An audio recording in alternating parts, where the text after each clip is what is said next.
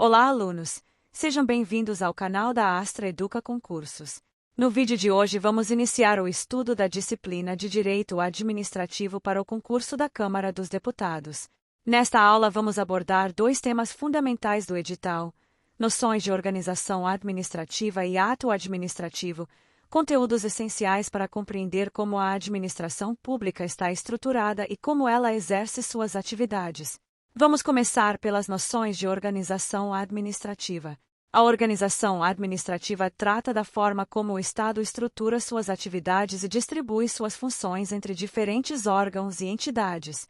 O objetivo dessa organização é tornar a atuação do Estado mais eficiente, permitindo que as funções administrativas sejam desempenhadas de maneira organizada e coordenada. Dentro desse tema, encontramos os conceitos de centralização, descentralização, concentração e desconcentração. A centralização ocorre quando a atividade administrativa é exercida diretamente pelo próprio Estado, por meio de seus órgãos internos. Nesse caso, não há transferência da titularidade do serviço para outra entidade. Já a descentralização ocorre quando o Estado transfere a execução de determinadas atividades para outras pessoas jurídicas, que podem fazer parte da administração indireta ou até mesmo do setor privado em determinadas situações. A concentração, por sua vez, refere-se à organização interna de competências dentro de um mesmo órgão ou entidade administrativa, quando as decisões permanecem reunidas em um único centro de poder. Já a desconcentração ocorre quando a distribuição de competências entre diferentes órgãos dentro da mesma pessoa jurídica administrativa, criando estruturas hierárquicas que permitem melhor divisão de tarefas e maior eficiência administrativa. Outro ponto importante dentro da organização administrativa é a distinção entre administração direta, administração indireta e administração funcional. A administração direta corresponde ao conjunto de órgãos que integram diretamente a estrutura do Estado, como ministérios, secretarias e demais órgãos governamentais. Esses órgãos não possuem personalidade jurídica própria e atuam em nome do ente federativo ao qual pertencem.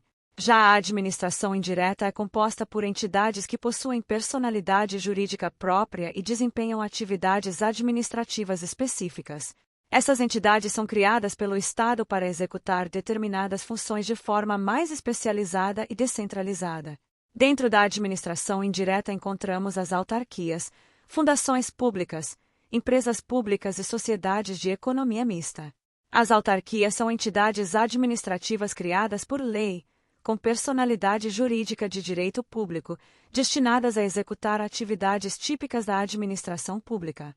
As fundações públicas são instituições criadas para desempenhar atividades de interesse social, cultural ou científico. As empresas públicas e as sociedades de economia mista são entidades que possuem personalidade jurídica de direito privado e geralmente atuam em atividades de natureza econômica ou de prestação de serviços públicos. A principal diferença entre elas está na composição do capital. Nas empresas públicas, o capital pertence integralmente ao poder público, enquanto nas sociedades de economia mista o capital é composto por recursos públicos e privados. Agora vamos falar sobre o ato administrativo, que é um dos temas centrais do direito administrativo. O ato administrativo pode ser definido como uma manifestação de vontade da administração pública que tem por objetivo produzir efeitos jurídicos, criando, modificando ou extinguindo direitos e obrigações dentro da esfera administrativa. Para que um ato administrativo seja válido, ele deve cumprir determinados requisitos ou elementos essenciais. Entre esses elementos estão a competência, a finalidade, a forma, o motivo e o objeto. A competência refere-se à autoridade que possui poder legal para praticar o ato. A finalidade corresponde ao interesse público que deve orientar a atuação da administração. A forma está relacionada ao modo como o ato é formalizado. O motivo refere-se às razões que justificam a prática do ato, enquanto o objeto corresponde ao conteúdo ou efeito produzido pelo ato administrativo. Os atos administrativos também possuem determinados atributos, que são características específicas que garantem sua eficácia e aplicação. Entre esses atributos estão a presunção de legitimidade, a imperatividade e a autoexecutoriedade. A presunção de legitimidade significa que os atos administrativos são considerados válidos até que se prove o contrário. A imperatividade indica que o ato administrativo pode impor obrigações aos administrados, independentemente de sua concordância. Já a autoexecutoriedade permite que a administração execute determinadas decisões diretamente, sem necessidade de autorização judicial prévia em alguns casos. Os atos administrativos também podem ser classificados de diferentes formas, dependendo de suas características e finalidades. Essa classificação pode considerar critérios como a forma de manifestação de vontade, o número de destinatários ou o grau de liberdade da administração na tomada de decisão. Outro aspecto importante é a extinção dos atos administrativos, que pode ocorrer por diferentes motivos. Um ato pode deixar de produzir efeitos por cumprimento de sua finalidade, por revogação, por anulação ou por outras situações previstas no direito administrativo. A anulação ocorre quando o ato apresenta algum vício de legalidade, enquanto a revogação ocorre quando a própria administração decide retirar o ato por razões de conveniência ou oportunidade, desde que ele seja válido. Também é importante falar sobre o parecer administrativo, que é uma manifestação técnica ou jurídica elaborada por especialistas dentro da administração pública para orientar a tomada de decisões. O parecer pode servir como base para decisões administrativas, em determinadas situações, pode gerar responsabilidade para o profissional que o elaborou, especialmente quando houver erro grave, dolo ou má-fé na elaboração da análise. Agora vamos abordar um tema muito importante do edital: os agentes públicos, incluindo a legislação aplicável, disposições constitucionais, conceitos doutrinários, espécies de agentes, além do regime jurídico dos servidores públicos federais e seus direitos, deveres e responsabilidades. Para começar, precisamos entender o conceito de agentes públicos. De forma geral, agentes públicos são todas as pessoas que exercem alguma função pública em nome do Estado, seja de forma permanente ou temporária, remunerada ou não. Esse conceito é amplo e inclui todos aqueles que participam da execução das atividades administrativas do Estado. Em relação à legislação pertinente, o regime dos agentes públicos é disciplinado por diferentes normas jurídicas. Entre as principais fontes normativas estão a Constituição Federal, as leis que tratam do regime jurídico dos servidores públicos e outras normas administrativas que regulamentam o funcionamento da administração pública. No âmbito federal, uma das principais normas é a legislação que estabelece o regime jurídico dos servidores públicos civis da União. As disposições constitucionais aplicáveis estão principalmente presentes no artigo 37 da Constituição Federal e em outros dispositivos que tratam da administração pública. Esses dispositivos estabelecem princípios fundamentais da administração, regras sobre ingresso no serviço público, direitos dos servidores e limites para o exercício das funções públicas. Do ponto de vista doutrinário, os agentes públicos são classificados em diferentes categorias. Entre as principais espécies estão os agentes políticos, os servidores públicos, os empregados públicos e os particulares em colaboração com o poder público. Os agentes políticos são aqueles que ocupam cargos de direção no Estado, como presidentes, governadores, prefeitos, ministros e parlamentares. Já os servidores públicos são os profissionais que exercem funções administrativas dentro da estrutura estatal. Também é importante compreender a diferença entre cargo público, emprego público e função pública. O cargo público corresponde a um conjunto de atribuições e responsabilidades previstas na estrutura administrativa do Estado e geralmente é ocupado por servidores submetidos a um regime estatutário. O emprego público, por sua vez, está relacionado a funções exercidas por empregados contratados sob o regime da legislação trabalhista. Já a função pública refere-se às atividades desempenhadas dentro da administração pública, podendo ser exercida tanto por servidores efetivos quanto por pessoas designadas temporariamente. Outro conceito importante é o da requisição, que ocorre quando um órgão ou entidade da administração pública solicita temporariamente a atuação de um servidor pertencente a outro órgão ou instituição para exercer determinada atividade de interesse público. A requisição é utilizada em situações específicas e segue regras estabelecidas pela legislação administrativa. Agora vamos falar sobre o regime jurídico dos servidores públicos federais. Esse regime estabelece as regras que disciplinam a relação entre o servidor e a administração pública. Entre os aspectos mais importantes estão as regras de admissão no serviço público, que geralmente ocorre por meio de concurso público, garantindo igualdade de oportunidades e seleção baseada no mérito. Após a aprovação no concurso e a nomeação, o servidor passa por um período chamado estágio probatório, durante o qual sua capacidade e desempenho são avaliados. Esse período serve para verificar se o servidor possui condições de exercer de forma adequada as atribuições do cargo. Outro aspecto relevante é a remuneração, que inclui o vencimento básico e outras vantagens previstas em lei. A legislação também estabelece regras sobre a acumulação de cargos públicos, permitindo essa possibilidade apenas em situações específicas previstas pela Constituição. Os servidores também podem ter acesso a diferentes tipos de licenças, que permitem afastamento temporário do exercício das atividades em determinadas situações previstas pela legislação. Além disso, o regime jurídico também prevê normas relacionadas à Seguridade Social, que garantem proteção previdenciária e assistência aos servidores. Por fim, é importante destacar os direitos, deveres e responsabilidades dos servidores públicos civis. Entre os direitos estão garantias relacionadas à estabilidade, remuneração adequada e condições de trabalho. Já os deveres incluem obrigações como cumprir as normas administrativas, agir com ética e eficiência no exercício das funções e respeitar os princípios da administração pública. Os servidores também estão sujeitos a responsabilidades administrativas, civis e penais, caso pratiquem atos ilícitos ou descumpram suas obrigações funcionais. A responsabilização pode ocorrer por meio de processos administrativos e outras medidas previstas na legislação. Portanto, compreender o conceito de agentes públicos, suas diferentes espécies e o regime jurídico aplicável aos servidores públicos é fundamental para entender o funcionamento da administração pública. Esses temas fazem parte da base do direito administrativo e são frequentemente cobrados em concursos públicos, especialmente em provas da área legislativa como o concurso da Câmara dos Deputados. Dominar esses conteúdos é essencial para avançar com segurança na preparação e fortalecer seu desempenho na prova. Agora vamos abordar dois temas importantes do edital: o direito administrativo disciplinar e os poderes administrativos.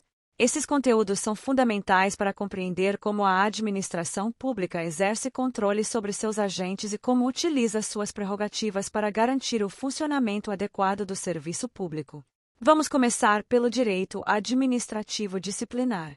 Esse ramo do direito administrativo trata das normas que regulam a apuração de infrações cometidas por agentes públicos e a aplicação de sanções disciplinares quando houver descumprimento das obrigações funcionais.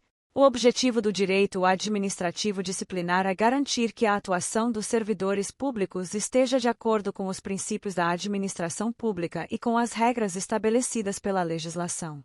As fontes do direito administrativo disciplinar incluem a Constituição Federal, as leis que tratam do regime jurídico dos servidores públicos, os regulamentos administrativos e também a interpretação doutrinária e jurisprudencial sobre o tema. Além disso, esse ramo do direito é orientado por diversos princípios, como os princípios da legalidade, da ampla defesa, do contraditório, da proporcionalidade e da razoabilidade. Esses princípios garantem que os processos disciplinares sejam conduzidos de forma justa, transparente e dentro dos limites da lei. Outro conceito importante é o ilícito de direito administrativo disciplinar.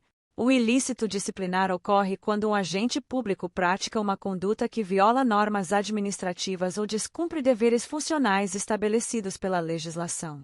Essas condutas podem variar desde faltas leves até infrações mais graves, dependendo da natureza do comportamento e do impacto causado na administração pública. Quando ocorre um ilícito disciplinar, a administração pode instaurar procedimentos para apurar os fatos e aplicar as sanções cabíveis. Essas apurações são realizadas por meio dos chamados procedimentos disciplinares da administração pública. Esses procedimentos têm como finalidade investigar possíveis irregularidades e garantir que o servidor tenha direito à defesa. Entre os principais instrumentos utilizados estão a sindicância e o processo administrativo disciplinar. Durante esses procedimentos são coletadas provas, analisadas as circunstâncias do caso e garantida a participação do servidor investigado para que apresente sua defesa. Dentro desse contexto também é importante conhecer o processo administrativo federal, regulamentado pela Lei nº 9.784 de 1999. Essa lei estabelece normas gerais sobre o funcionamento dos processos administrativos no âmbito da administração pública federal. Ela define regras sobre direitos dos administrados, procedimentos administrativos, prazos, recursos e formas de tomada de decisão pela administração. A lei também reforça princípios importantes como a legalidade, a motivação dos atos administrativos, a transparência e o respeito ao devido processo legal. Agora vamos falar sobre os poderes administrativos. Esses poderes são prerrogativas conferidas à administração pública para que ela possa cumprir suas funções e atender ao interesse público. Esses poderes não são privilégios pessoais dos agentes públicos, mas sim instrumentos jurídicos destinados a permitir que o Estado desempenhe suas atividades de forma eficiente. Entre os principais poderes administrativos está o poder discricionário. Esse poder permite que a administração escolha, dentro dos limites da lei, a solução mais adequada para determinada situação. Nesse caso, a administração possui certa margem de liberdade para avaliar critérios de conveniência e oportunidade na tomada de decisões. Outro poder importante é o poder hierárquico, que está relacionado à organização interna da administração pública. Esse poder permite a distribuição de competências entre diferentes órgãos e estabelece relações de subordinação entre superiores e subordinados dentro da estrutura administrativa.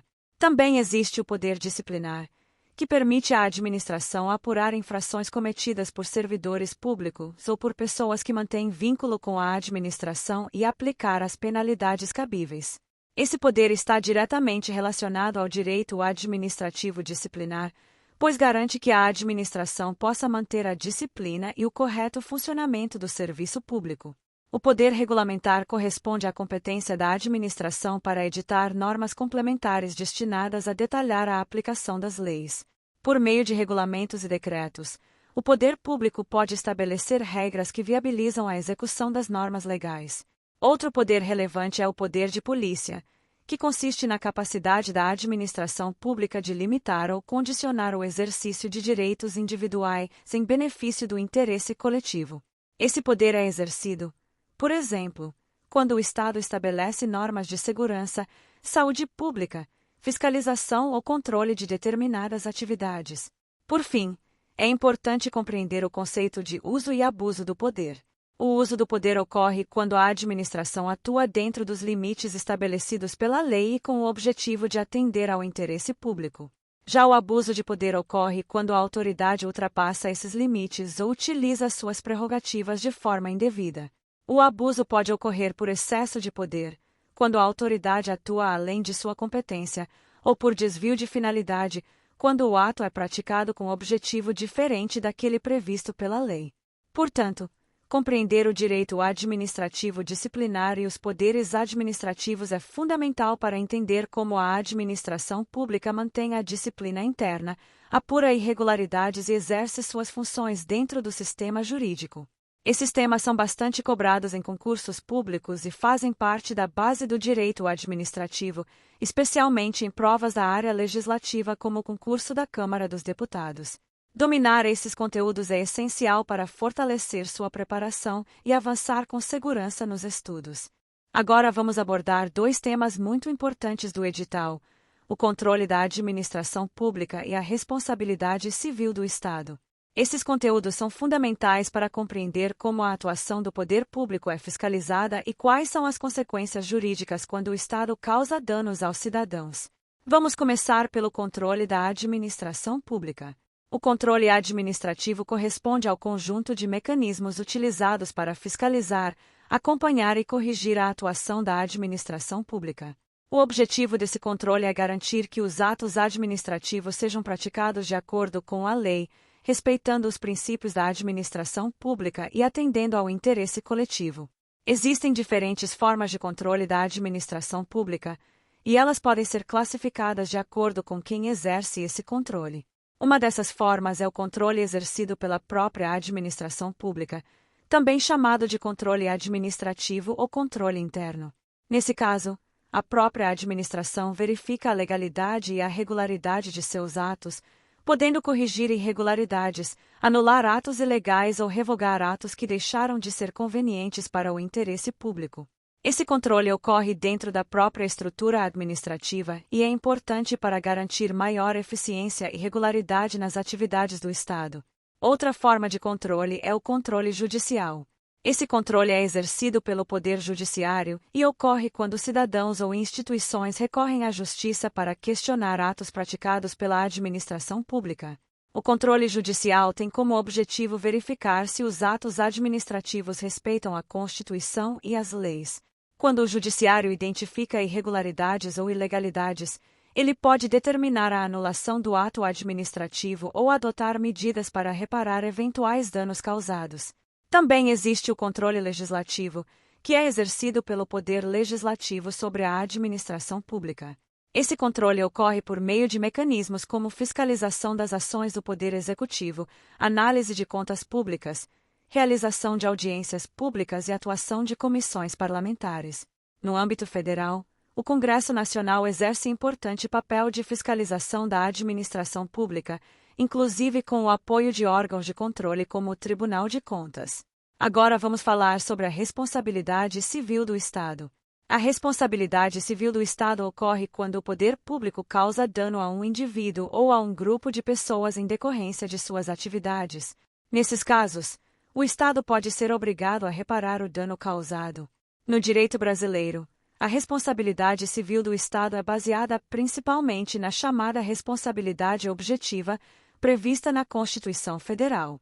Isso significa que, em regra, não é necessário provar culpa do agente público para que o Estado seja responsabilizado. Basta demonstrar que houve dano e que esse dano foi causado por uma ação ou atividade da administração pública. Dentro desse tema, podemos distinguir a responsabilidade por ato comissivo do Estado, que ocorre quando o dano é causado por uma ação direta de um agente público no exercício de suas funções. Por exemplo, quando uma ação administrativa causa prejuízo indevido a um cidadão. Também existe a responsabilidade por omissão do Estado, que ocorre quando o poder público deixa de agir em situações em que deveria ter atuado para evitar determinado dano. Nesses casos, a análise da responsabilidade pode envolver avaliação sobre o dever de agir da administração e as circunstâncias que levaram à omissão. Para que seja possível demonstrar a responsabilidade civil do Estado, é necessário comprovar alguns requisitos fundamentais.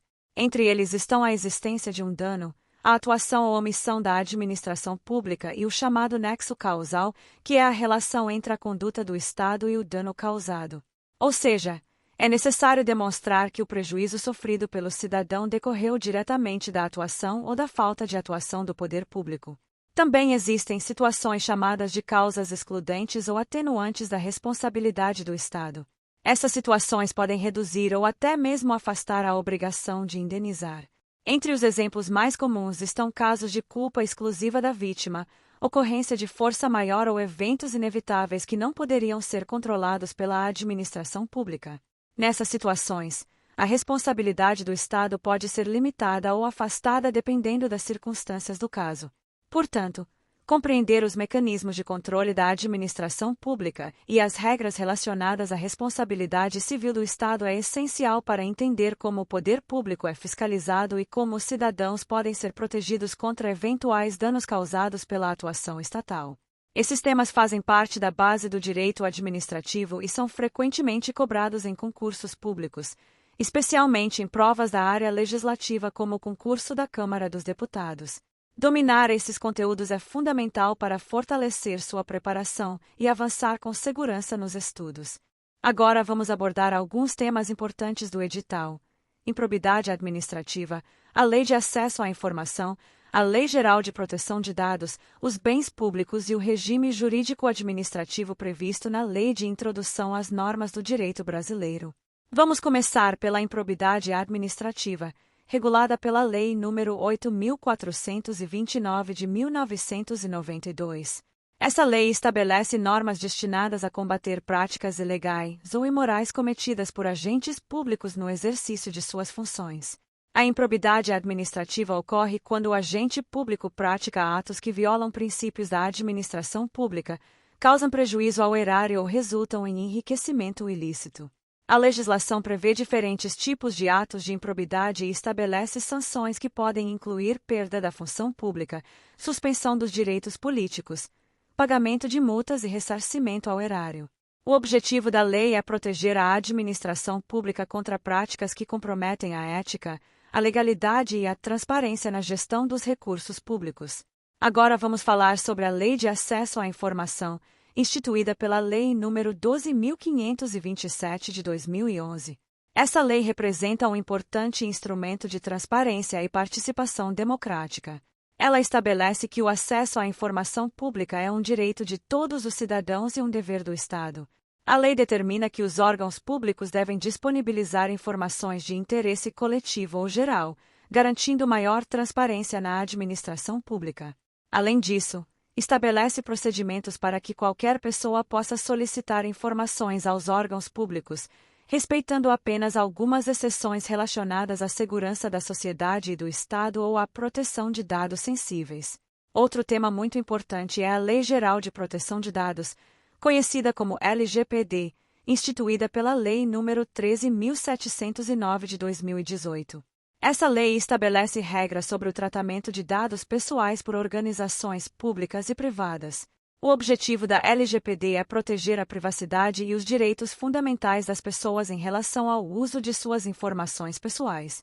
A lei define princípios, direitos dos titulares de dados, responsabilidades das instituições e mecanismos de fiscalização relacionados ao uso e armazenamento de informações pessoais. No âmbito da administração pública, a LGPD também impõe obrigações relacionadas à segurança da informação e à transparência no tratamento de dados. Agora vamos abordar o tema dos bens públicos. Bens públicos são todos os bens que pertencem às pessoas jurídicas de direito público, como a União, os Estados, os municípios e o Distrito Federal. Esses bens são utilizados para atender às necessidades da coletividade e desempenhar funções administrativas.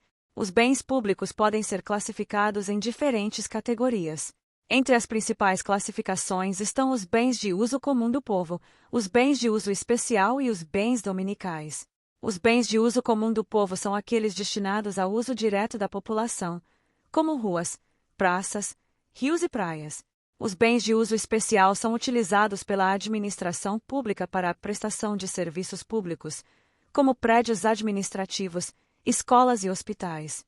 Já os bens dominicais são aqueles que pertencem ao Estado, mas não estão destinados a uma finalidade pública específica. Em relação aos caracteres jurídicos dos bens públicos, eles possuem características específicas que os diferenciam dos bens privados. Entre essas características estão a inalienabilidade em determinadas situações, a imprescritibilidade e a impenhorabilidade. Essas características existem para proteger o patrimônio público e garantir que esses bens continuem atendendo ao interesse coletivo. Outro aspecto importante é a natureza jurídica do domínio público. O domínio público corresponde ao conjunto de bens pertencentes ao Estado que são destinados à realização de funções públicas ou ao atendimento de necessidades da sociedade. Esse domínio está submetido a regras jurídicas próprias que visam preservar o interesse público e garantir a correta utilização desses bens.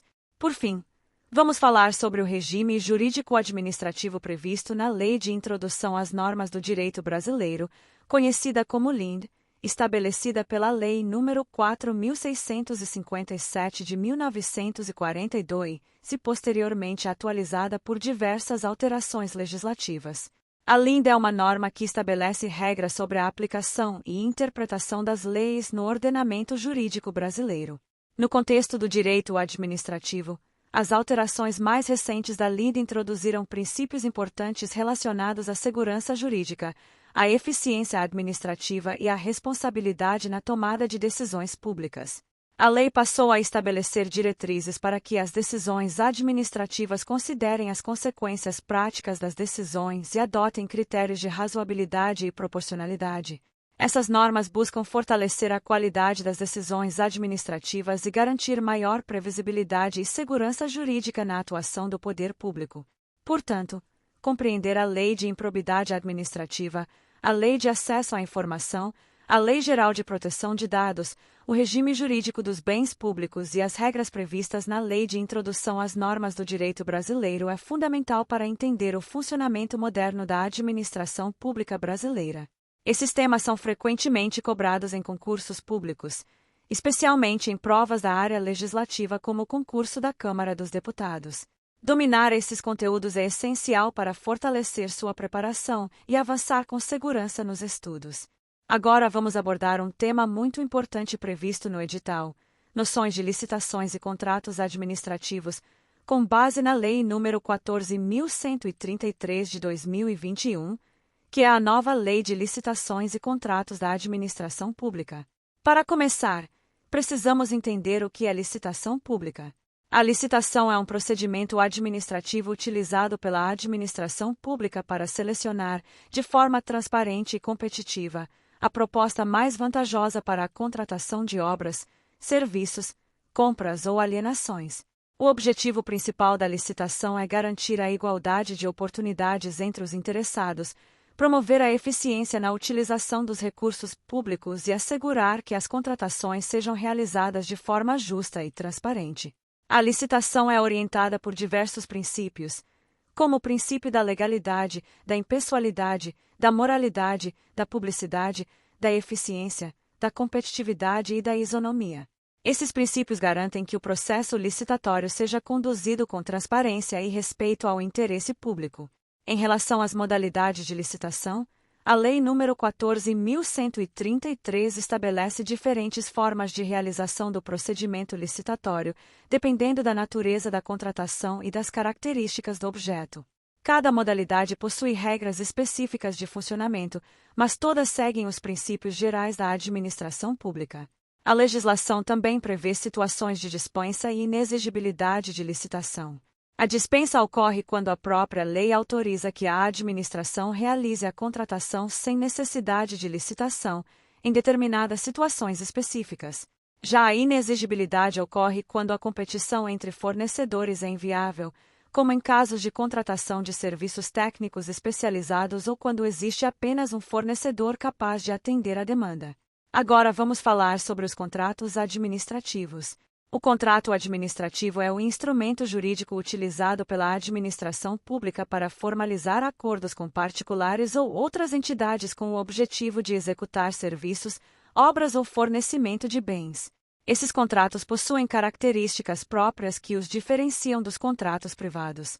Entre as características dos contratos administrativos estão a presença de cláusulas que garantem à administração pública determinadas prerrogativas, como a possibilidade de fiscalização da execução contratual, aplicação de sanções em caso de descumprimento e alteração unilateral do contrato em determinadas circunstâncias. Outro aspecto importante é a formalização do contrato, que ocorre após a conclusão do processo licitatório ou do procedimento de contratação direta. Após a assinatura, o contrato passa a ser acompanhado pela administração pública por meio de mecanismos de gestão e fiscalização contratual. O planejamento contratual é uma etapa fundamental antes da contratação.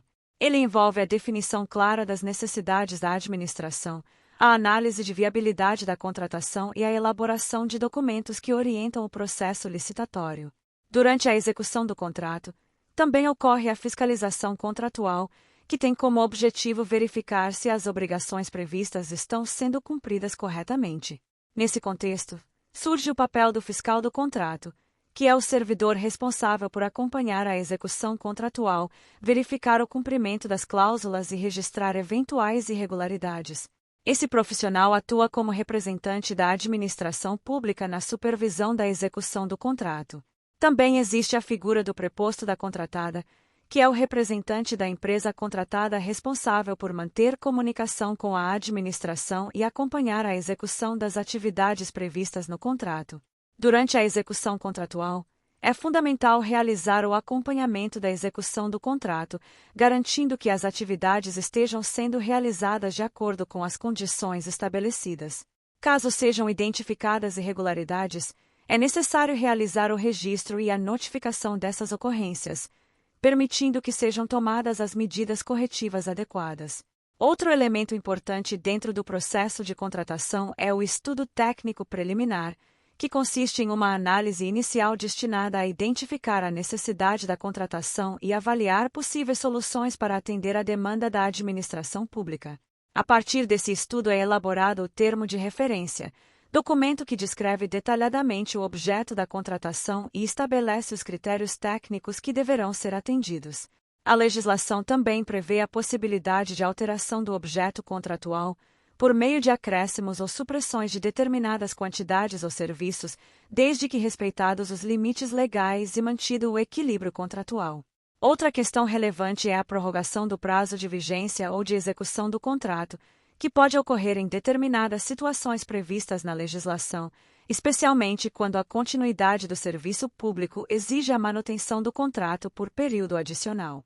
Durante a execução contratual também é importante considerar os riscos contratuais e a gestão econômico-financeira do contrato. O contrato deve manter equilíbrio entre as obrigações das partes, garantindo que a execução do objeto contratado seja viável tanto para a administração quanto para a empresa contratada. Nos casos de contratos de terceirização, a administração pública deve adotar cautelas especiais, principalmente em relação à responsabilidade trabalhista. Isso significa que a administração deve acompanhar o cumprimento das obrigações trabalhistas pela empresa contratada, evitando problemas relacionados ao pagamento de salários, encargos e direitos dos trabalhadores. Por fim, é importante destacar as responsabilidades da administração pública e da empresa contratada. A administração deve garantir condições adequadas para a execução do contrato e realizar a fiscalização das atividades. Já a contratada deve cumprir todas as obrigações previstas no contrato, executar o objeto contratado com qualidade e respeitar as normas legais e contratuais. Portanto, compreender os princípios da licitação pública e o funcionamento dos contratos administrativos, conforme previsto na Lei nº 14.133 de 2021, é fundamental para entender como a administração pública realiza suas contratações e gerencia seus contratos. Esses temas são bastante cobrados em concursos públicos e fazem parte da base do direito administrativo, especialmente em provas da área legislativa como o concurso da Câmara dos Deputados. Dominar esses conteúdos é essencial para fortalecer sua preparação e avançar com segurança nos estudos. Agora vamos abordar o conteúdo do edital relacionado às noções de administração orçamentária e financeira, um tema muito importante para compreender como os recursos públicos são planejados, executados e controlados dentro da administração pública. A administração orçamentária e financeira trata da forma como o Estado organiza, distribui e utiliza os recursos públicos para atender às necessidades da sociedade. Esse processo envolve planejamento, execução e controle das receitas e despesas públicas, garantindo que os recursos sejam utilizados de maneira eficiente, transparente e de acordo com as normas legais. O primeiro ponto que precisamos compreender é a programação, execução e controle dos recursos orçamentários e financeiros. A programação corresponde ao planejamento da utilização dos recursos previstos no orçamento público. Nessa etapa são definidas as prioridades de gasto e a forma como os recursos serão distribuídos entre diferentes áreas da administração pública. A execução corresponde ao momento em que as despesas previstas começam a ser efetivamente realizadas, respeitando as normas financeiras e orçamentárias. Já o controle envolve o acompanhamento da aplicação dos recursos públicos, garantindo que os gastos estejam de acordo com o orçamento aprovado e com os princípios da administração pública. Dentro da execução da despesa pública existem etapas importantes que devem ser seguidas pela administração. Entre essas etapas estão o pré-empenho, o empenho, a liquidação e o pagamento da despesa.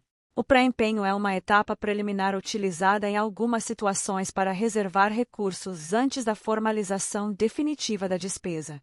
Já o empenho é o ato administrativo que cria para o Estado a obrigação de pagamento, reservando parte do orçamento para determinada despesa. Após o empenho ocorre a liquidação da despesa, que consiste na verificação do cumprimento das condições estabelecidas para o pagamento. Nessa fase, a administração confirma que o serviço foi prestado ou que o bem foi entregue conforme o contrato. Somente após essa verificação é que ocorre o pagamento, que é a etapa final do processo, quando o recurso financeiro é efetivamente transferido ao credor. Outro tema importante dentro da administração orçamentária é o controle e pagamento de restos a pagar e de despesas de exercícios anteriores. Os restos a pagar correspondem a despesas que foram empenhadas em determinado exercício financeiro, mas que não foram pagas até o final daquele ano. Essas despesas podem ser pagas posteriormente, desde que respeitadas as regras previstas na legislação financeira. Já as despesas de exercícios anteriores correspondem a obrigações que surgiram em anos anteriores, mas que não foram registradas ou pagas no exercício financeiro correspondente. Nesses casos, a legislação prevê procedimentos específicos para reconhecer e realizar o pagamento dessas despesas. Outro instrumento importante dentro da administração financeira é o suprimento de fundos. O suprimento de fundos é um mecanismo utilizado para disponibilizar recursos financeiros a determinados servidores ou unidades administrativas para a realização de despesas de pequeno valor ou de caráter urgente.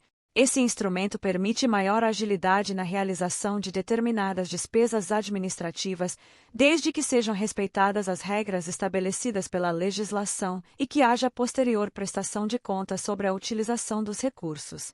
Portanto, compreender os conceitos básicos da administração orçamentária e financeira, incluindo a programação, execução e controle dos recursos públicos, as etapas da despesa pública, o tratamento dos restos a pagar e das despesas de exercícios anteriores e o funcionamento do suprimento de fundos, é fundamental para entender como a administração pública gerencia os recursos do Estado.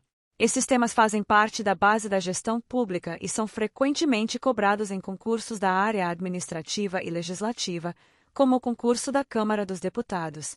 Dominar esses conteúdos é essencial para fortalecer sua preparação e avançar com segurança nos estudos. Chegamos ao final desta aula de Direito Administrativo para o concurso da Câmara dos Deputados aqui no canal Astra Educa Concursos. Ao longo deste vídeo nós estudamos conteúdos importantes relacionados às noções de administração orçamentária e financeira, entendendo como funciona a programação, execução e controle dos recursos públicos, as etapas da despesa pública como empenho, liquidação e pagamento, além do tratamento dos restos a pagar, despesas de exercícios anteriores e o suprimento de fundos. Esses temas são fundamentais para compreender como o Estado organiza e administra os recursos públicos de forma legal e eficiente. Dominar esses conteúdos é muito importante para quem está se preparando para concursos da área legislativa, pois eles aparecem com frequência em provas e ajudam a entender o funcionamento da gestão pública dentro das instituições. Agora que concluímos a disciplina de Direito Administrativo, é hora de continuar avançando no edital. No próximo vídeo, vamos iniciar a disciplina de Informática e Dados, outro conteúdo essencial para o concurso da Câmara dos Deputados. Então já siga para a próxima aula e continue sua preparação de forma organizada. Bons estudos! Mantenha o foco e vamos juntos rumo à aprovação.